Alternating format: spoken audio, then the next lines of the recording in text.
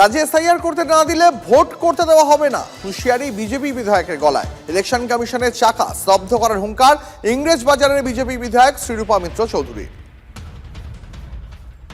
Election কমিশনের যে চাকা স্তব্ধ করে দেব যদি বাংলায় এসআইআর না করে ইলেকশন করা হয়। তো আমরা এই ভোট চুরি, এই লুটপাট, এই নৃশংস হত্যা, ভায়োলেন্স, এটা সঙ্গে নিয়ে আমরা এবার ইলেকশনের ময়দানে নামতে দেব না, নামবো না। যেভাবে হোক না কেন, election commission autonomous body. Election কমিশনের কাজ হচ্ছে যে শান্তিপূর্ণভাবে মানুষ যেন ভোটাধিকার প্রয়োগ করতে পারেন। আজকে যদি এখানে এসআইআর না হয়, তাহলে বুথে বুথে যত মৃত ভোটার আছে, যত যারা অনুপ্রবেশকারী আছেন, তাদের নাম থেকেই যাবে এবং তারা যেভাবে আগে ভোট দিয়ে এসেছেন সেভাবে ভোট দিয়ে তারা জেতার ক্ষমতা অধিকৃত করার চেষ্টা করবেন।